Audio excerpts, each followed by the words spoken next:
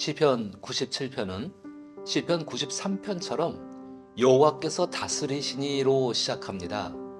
이 시편 또한 하나님께 마음의 뜻을 헌신한 자들, 즉 하나님의 통치 안에 거하기를 소망하며 임마누엘 되신 하나님을 경험한 신앙인의 고백이 담긴 시와 같습니다. 특히 8절을 보면 시온이 주의 심판을 듣고 기뻐하며 유다의 딸들이 즐거워하였다라는 구절이 있는데요.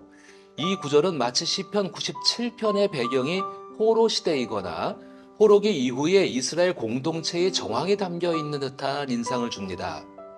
우리는 이러한 고대 이스라엘 사람들이 경험했던 하나님의 임재 사건과 그들의 경험적 신앙 고백이 담긴 시편을 읽으면서 오늘날 동일하게 역사하고 계시는 하나님의 인격을 발견할 수 있는데요.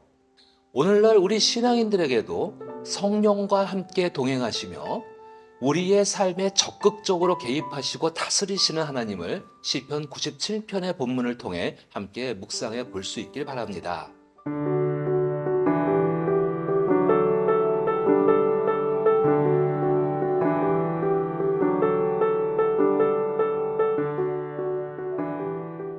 우리가 성경을 통해 발견하듯이 하나님과 아브라함 사이에 이루어진 언약적 관계로부터 시작된 이스라엘일지라도 세상의 강력한 권세들에 둘러싸여 여러 어려움을 경험했었음을 알 수 있습니다. 그러나 출애굽 시대이든 사사의 시대이든 왕정 시대이든 하나님은 이스라엘의 역사 중심에서 늘 한결같이 당신의 인자하심과 성실하심으로 이스라엘을 보호하시고 구원하셨습니다. 또한 포로 생활의 암울한 시기에도 이스라엘 백성들은 하나님의 한결같은 사랑과 약속이 파기되거나 끊어진 것은 아닌지 의문을 품었을지라도 우주 만물을 창조하신 하나님께서 진정한 통치자로서 온 세상을 다스리시며 자신의 백성을 직접 돌보신다는 신앙을 놓지 않았습니다.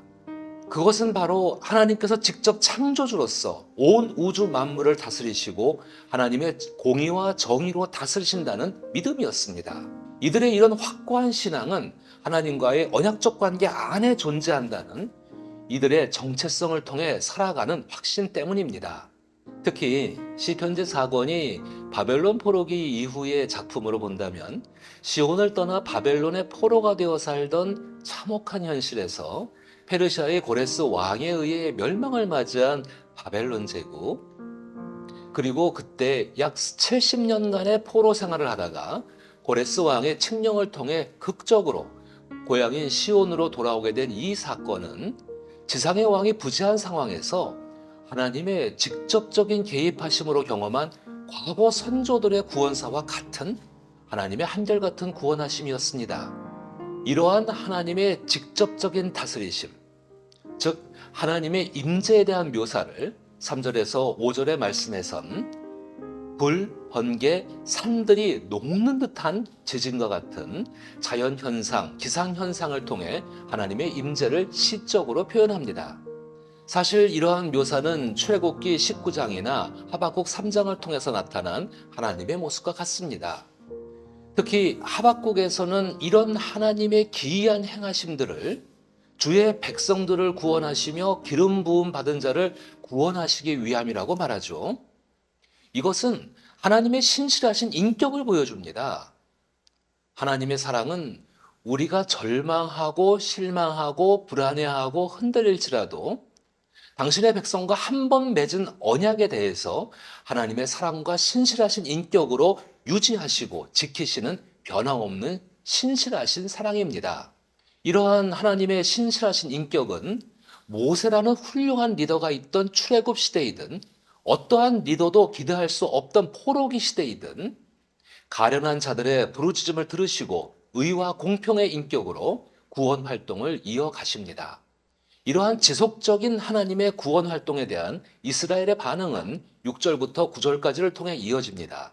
특히 8절의 시온이 주의 심판을 듣고 기뻐하며 유다의 딸들이 즐거워하였다라는 표현은 바벨론이 페르시아에게 망하게 되면서 포로였던 이스라엘이 예루살렘으로 귀환하게 되는 모습을 연상하게 하기도 하는데요. 이스라엘이 바벨론에서 본 장엄한 신전과 화려한 제국의 문명, 그리고 다신론적인 문화 안에서 이스라엘이 경험했던 하나님의 부재는 분명 많은 혼란과 의문을 낳기도 했을 것입니다. 그러나 하나님께서는 그들을 기억하시고 이스라엘 조상들에게 행하셨던 대로 놀랍게도 의와 공평의 인격으로 구원 활동을 이어가셨습니다. 이것은 이스라엘이 수도 없는 위기의 역사 속에 경험한 동일한 하나님의 구원 활동의 반복적 체험이었습니다.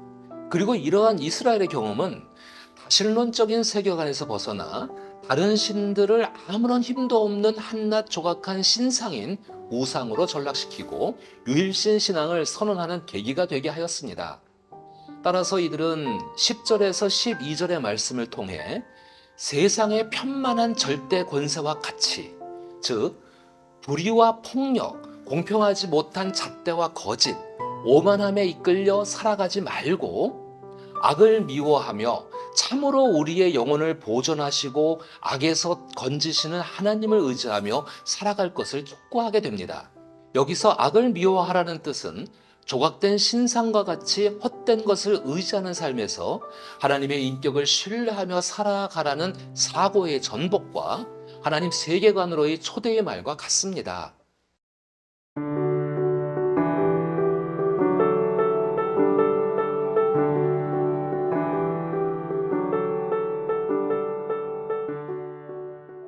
시편 97편은 의와 공평을 기초로 만국을 다스리시는 하나님의 권능을 찬양하면서도 그러한 하나님의 사랑을 받고 구원을 경험한 우리 신앙인들이 시편 1편의 복 있는 사람처럼 악을 떠나 하나님 말씀 안에 거하는 자들의 복된 삶을 누리며 살아갈 수 있기를 권면합니다.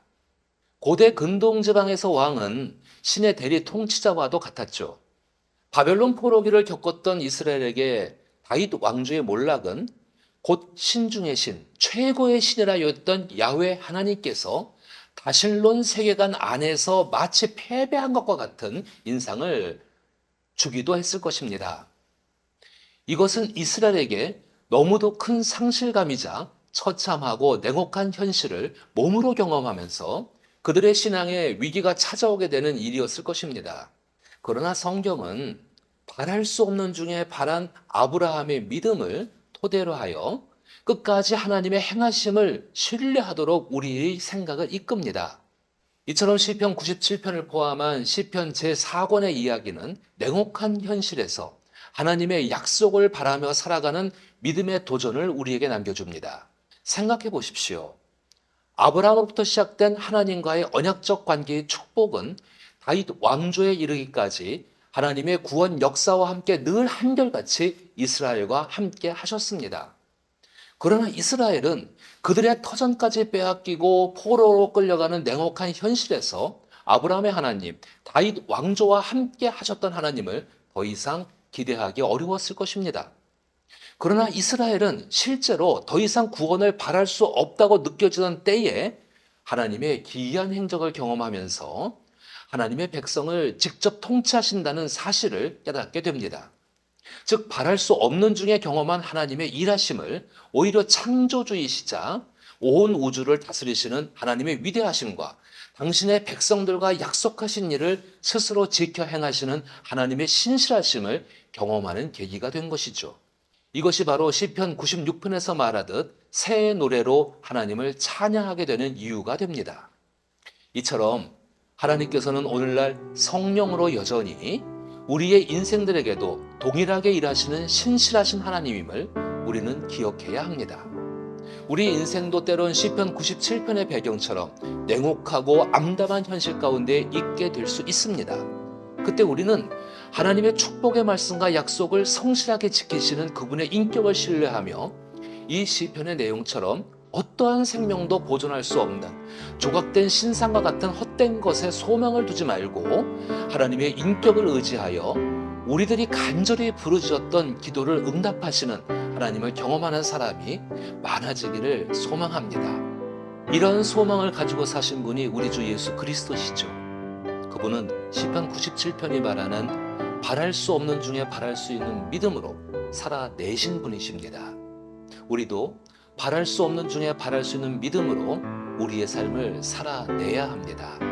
시편 97편을 따라 기도하며 하나님의 신실하신 은혜가 더욱 풍성히 누려지는 인생 되기를 나사렛 예수의 이름으로 축복합니다.